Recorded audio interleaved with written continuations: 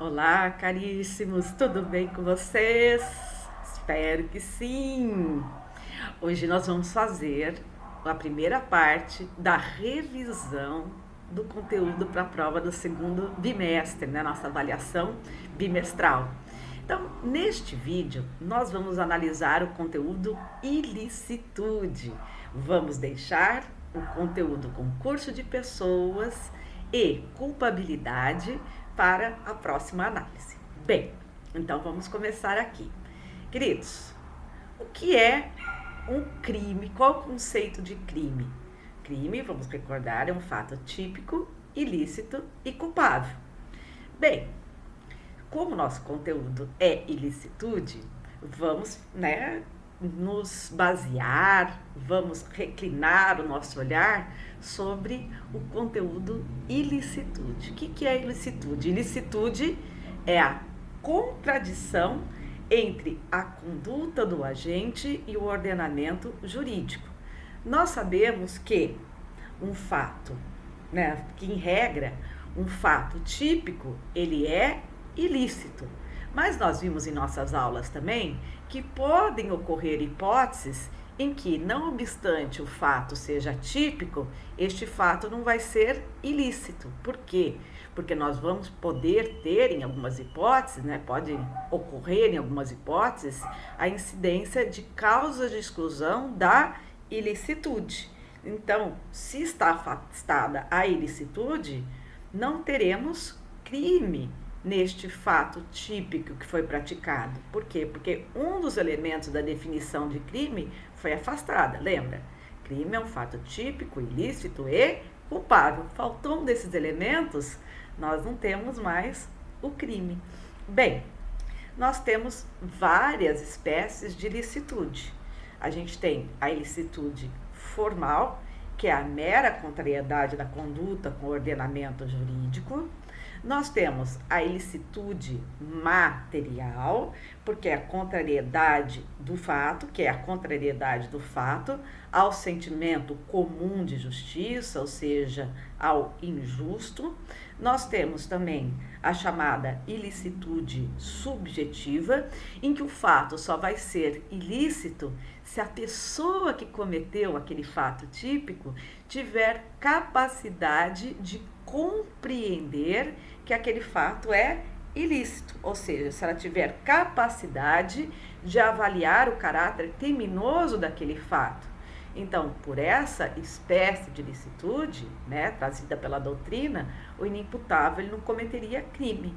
Mas nós temos a ilicitude objetiva, que é aquela que independe da capacidade de avaliação do agente. Então, basta que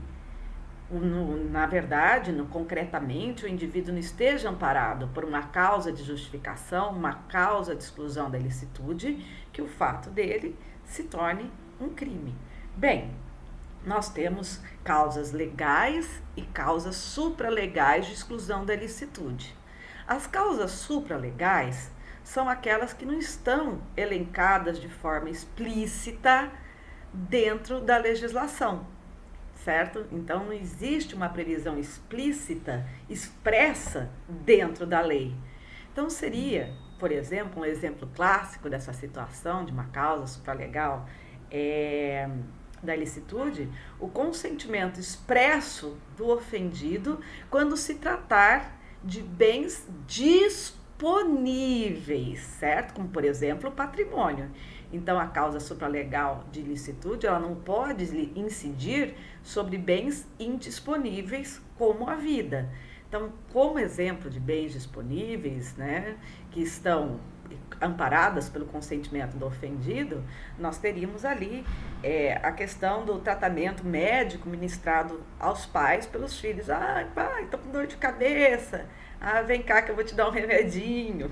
Certo? Então, caríssimos, neste caso, o pai não estaria, ou a mãe não estaria realizando o crime previsto no artigo 282 do Código Penal, que é exercício irregular da medicina, ilegal da medicina.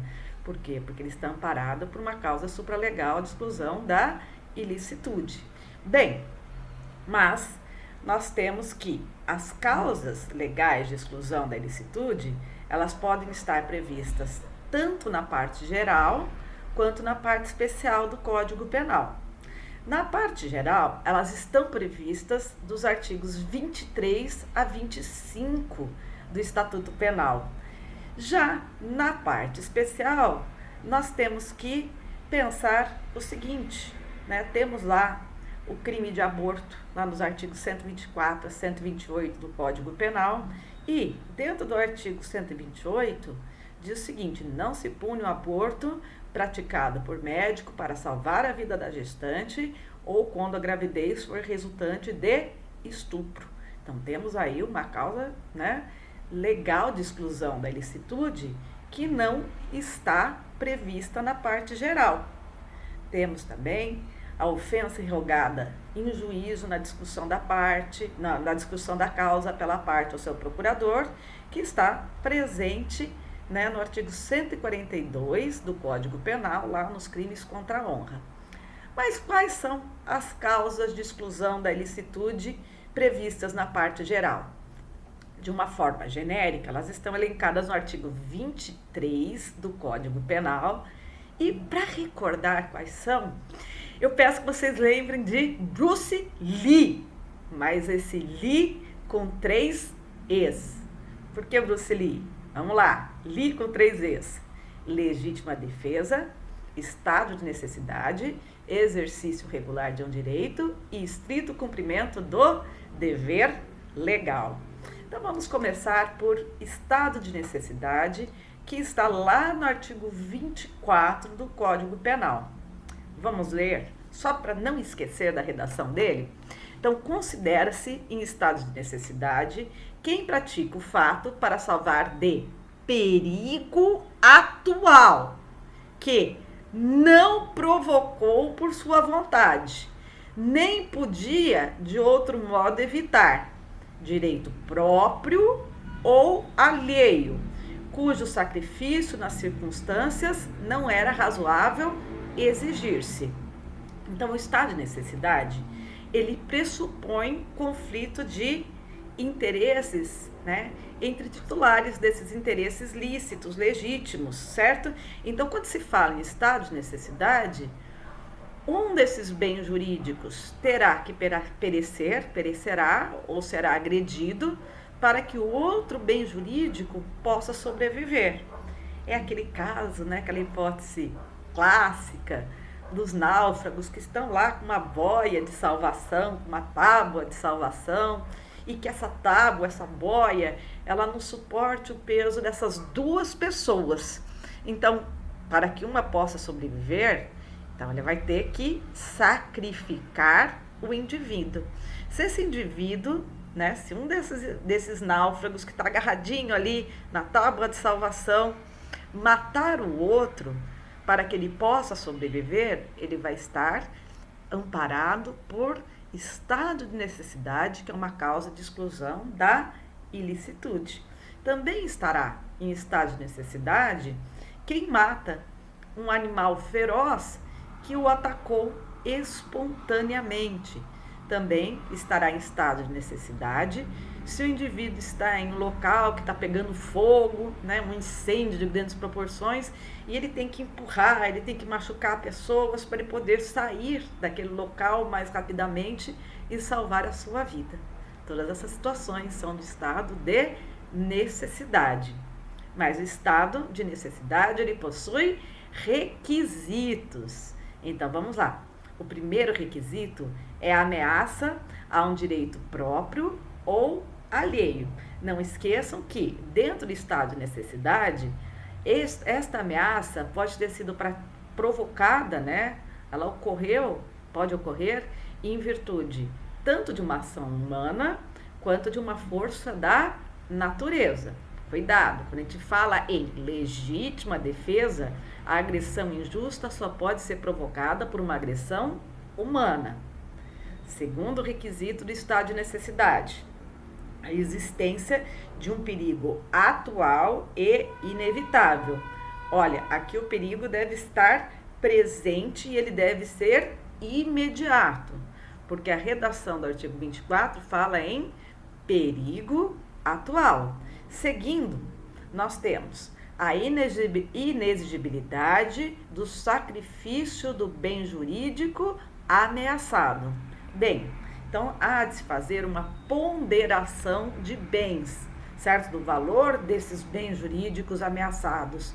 E essa ponderação de bens, ela vai sempre se orientar pelo princípio da razoabilidade.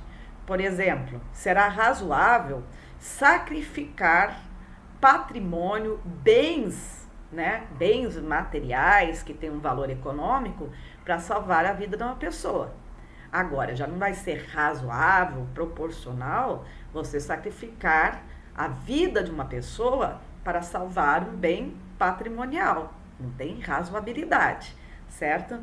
E, normalmente, esse bem que vai ser sacrificado, ele tem que ter uma menor importância do que o bem jurídico salvo, né? Do bem jurídico efetivamente protegido.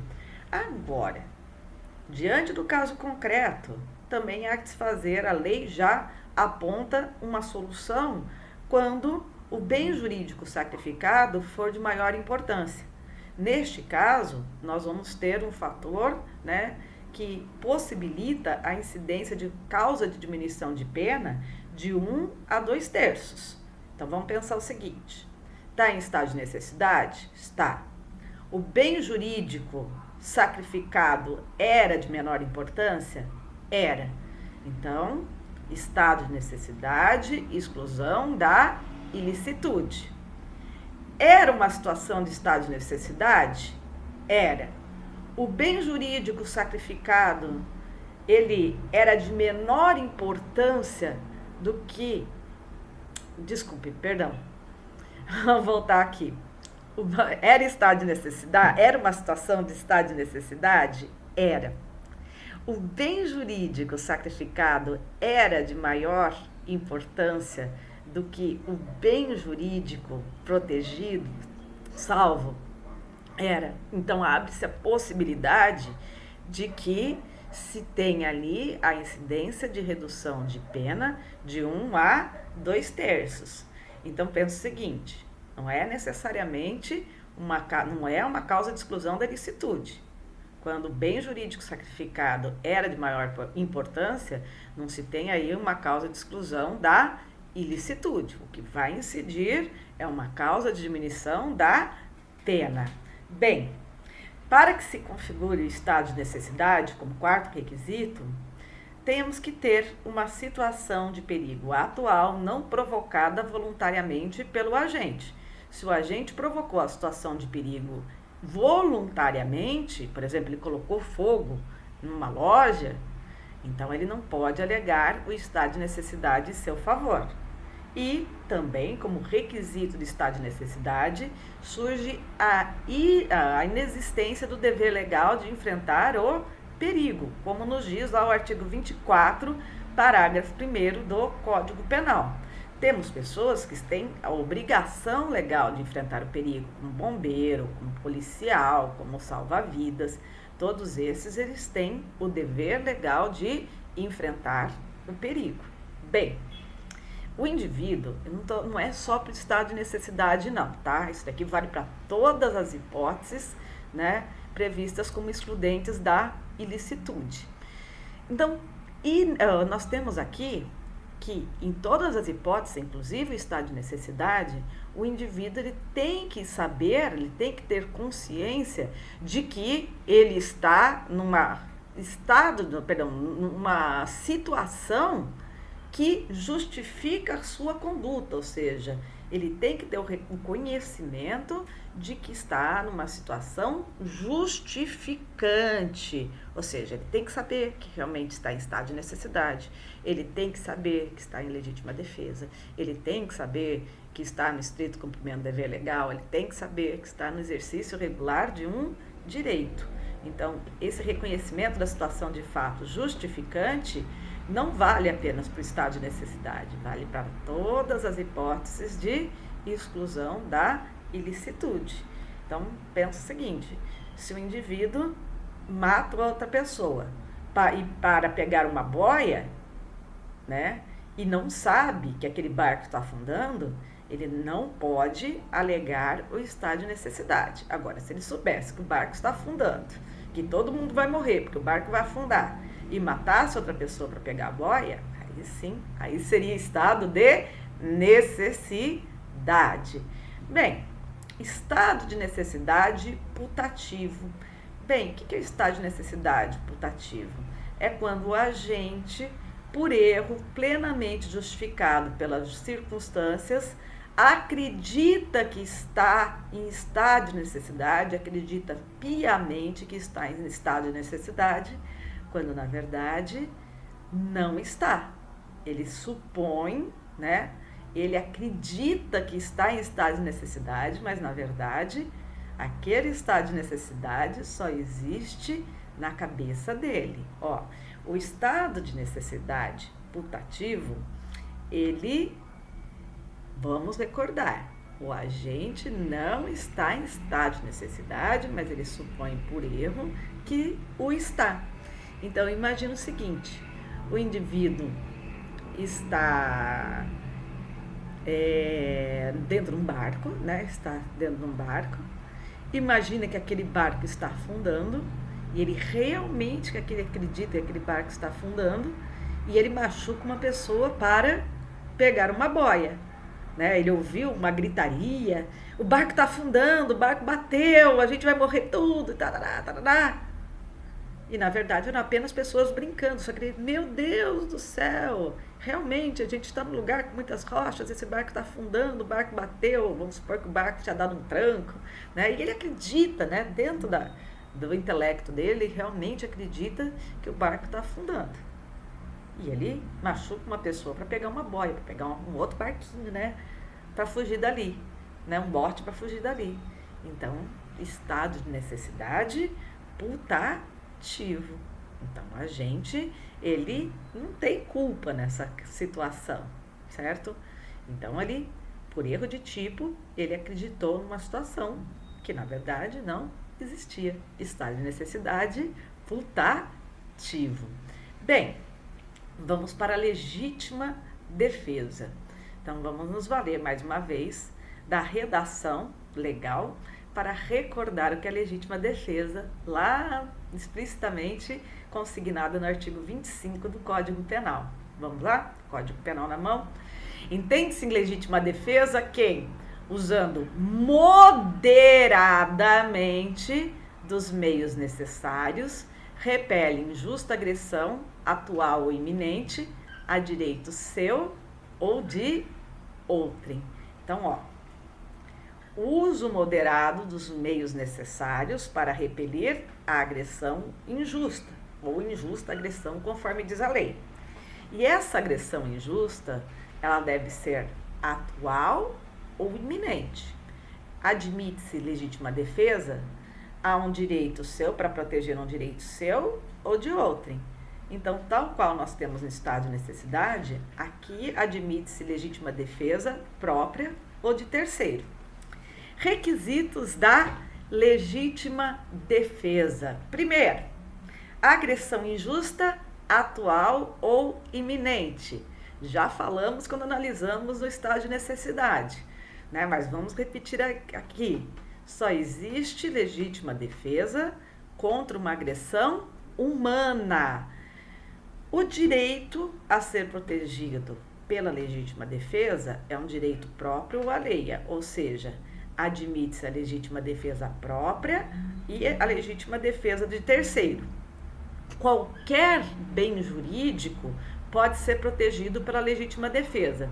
A gente sempre pensa em legítima defesa da vida, legítima defesa da incolumidade física, mas não. Qualquer bem jurídico pode ser protegido pela legítima defesa. Uma outra observação que tem que se fazer em relação à legítima defesa de terceiro é que ela é plenamente válida, sem ressalvas, quando se tratar de legítima defesa de terceiro versando sobre bens indisponíveis. Agora, se o bem for disponível, bem jurídico for disponível, para que seja legítima defesa, o terceiro ele deve consentir com essa legítima defesa.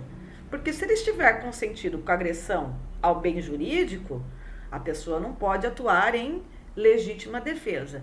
Então imagine o seguinte, tem uma pessoa atirando em outra.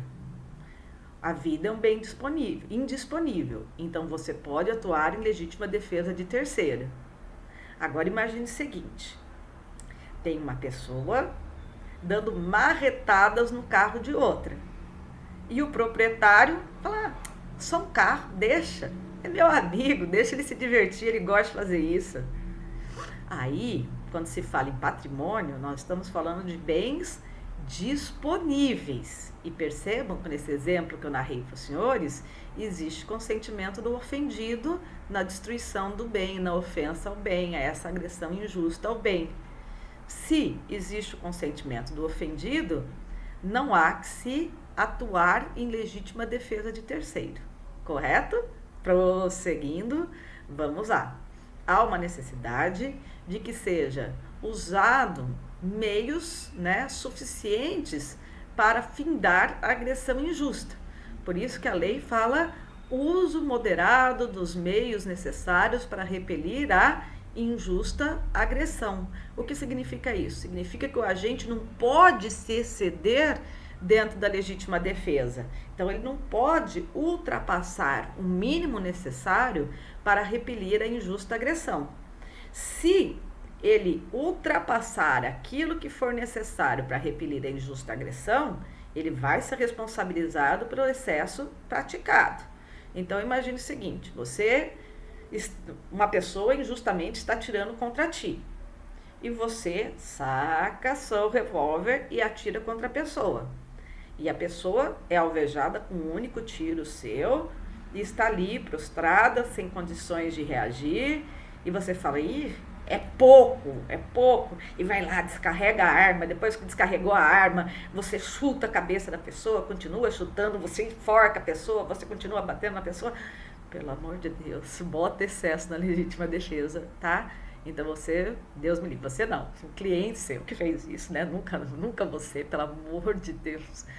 O seu cliente, ele vai ser responsabilizado por este excesso. Por quê? Porque com um único tiro, você já tinha conseguido fazer, você não, teu cliente já tinha conseguido fazer cessar aquela injusta agressão que ele estava sofrendo, certo?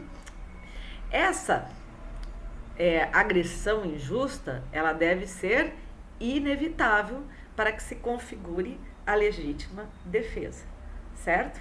A lei não pode obrigar ninguém a ser covarde, mas se razoavelmente der para evitar aquela agressão injusta, que seja feito, certo? Bem, temos que pensar não só na legítima defesa, mas reforço em todas as causas de exclusão da ilicitude, que o indivíduo tenha esse elemento subjetivo, ou seja, tem um elemento subjetivo. O que é o elemento subjetivo aqui para a exclusão da ilicitude? Ele tem que estar ciente, ele tem que ter ciência, ele tem que ter conhecimento de que está numa situação de legítima defesa, mas vou reforçar, isso não vale só para legítima defesa, é válido para todas as causas de exclusão da ilicitude, certo? Então, esse conhecimento de que está perante uma causa de exclusão da ilicitude, como a legítima defesa, ele é indispensável, certo? Perfeito? Então, caríssimos, isso é muito importante lembrar. Vamos pensar na legítima defesa putativa. É a mesma situação ali do estado de necessidade putativo. O indivíduo, por erro, plenamente justificado pelas circunstâncias, ele acredita que está numa situação de legítima defesa, quando na verdade não está, certo? Por erro de tipo, ele acredita que está numa situação da legítima defesa, quando não está, certo? Então, todo crime putativo, ele é uma excludente da culpabilidade, não é uma excludente da ilicitude, certo? Dá uma olhadinha no artigo 20, parágrafo 1º do Código Penal.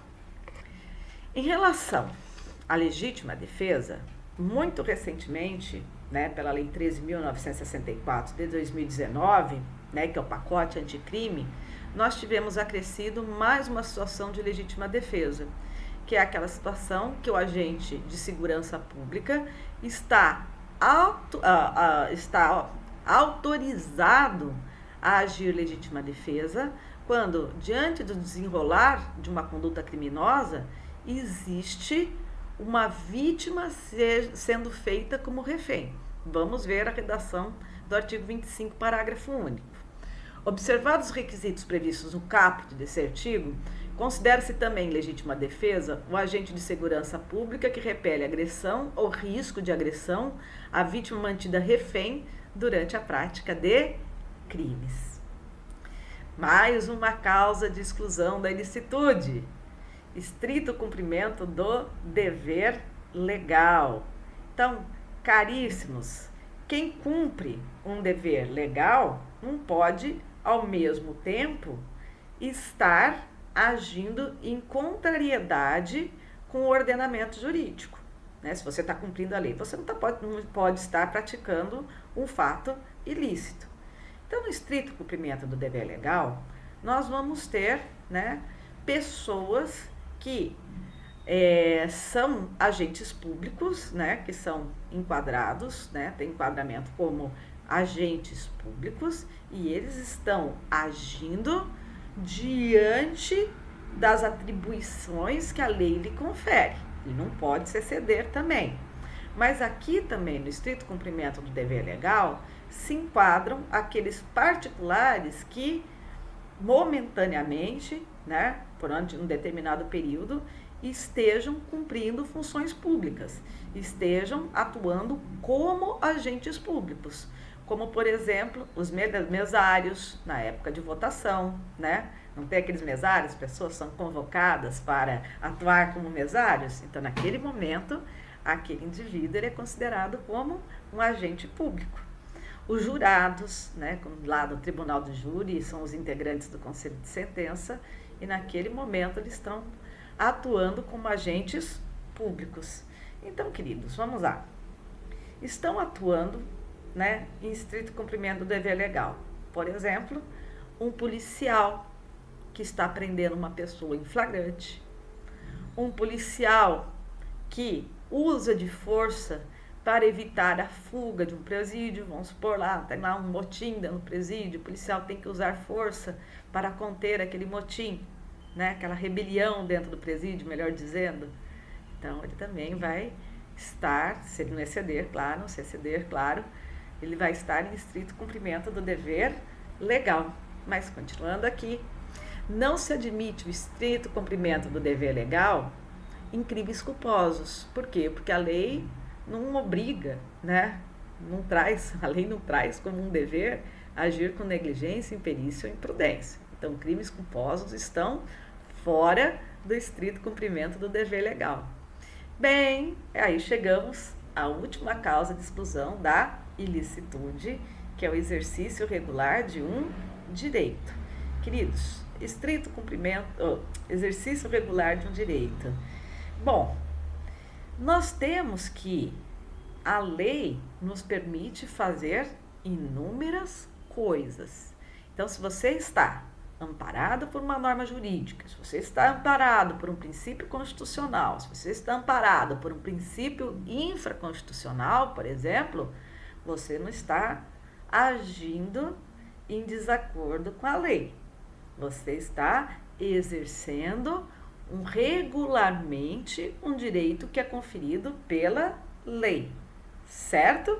E assim, senhores, qualquer pessoa, qualquer indivíduo pode exercitar aquilo que está regularmente previsto em lei. Por exemplo, nos é permitido pela lei, nós que não somos agentes de segurança pública, a lei nos confere a faculdade, a possibilidade de prender alguém em flagrante delito. Então, você vai estar amparado pelo exercício regular de um direito. Agora, se for, vamos só comparar, se for um agente de segurança pública e prender alguém em flagrante delito, ele vai estar em estrito cumprimento do dever legal. Exercício regular de um direito. Vamos nos reportar ao artigo 5º, inciso 2 da Constituição Federal, que fala o seguinte: ninguém é obrigado a fazer ou deixar de fazer alguma coisa, senão em virtude de lei. Então, vai existir a exclusão da antijuridicidade ou da ilicitude para aquele indivíduo que está amparado por lei a realizar aquele determinado comportamento, certo? Uma causa, né, umas situações de exercício regular de um direito, né, que volta e meia chegam aos tribunais, são aquelas questões ligadas, né, à correção feita pelos pais em seus filhos, aqueles castigos impostos a título de correção dos pais aos seus filhos. Mas a lei não proíbe nenhum pai, nenhuma mãe de corrigir os seus filhos, mas eles têm que fazer de acordo com o parâmetro estabelecido pela lei, por exemplo, o Estatuto da Criança e do Adolescente. Então, ele tem que atuar de acordo com esses parâmetros, né? De acordo com a Constituição Federal também. Então, ele não pode, de acordo com o Código Penal, claro, sem dúvida. Então, ele não pode aplicar um castigo físico, ele não pode aplicar um castigo cruel, um castigo infamante, certo? Se ele não aplicar um castigo cruel, se não aplicar castigo físico, se ele não aplicar um castigo infamante, ele está dentro do exercício regular de um direito, que é uma causa de exclusão da ilicitude. Certo, caríssimos? Então, findamos aqui a primeira parte da análise, né, das causas de exclusão da ilicitude. Fica aqui um grande abraço para os senhores, certo? Que Deus os abençoe e que os senhores estudem muito, e a gente sempre deseja muito sucesso a cada um de vocês. Qualquer dúvida, me chama no WhatsApp, tá bom? Morrendo de saudade. Se cuidem. Um beijo. Fiquem com Deus. Tchau.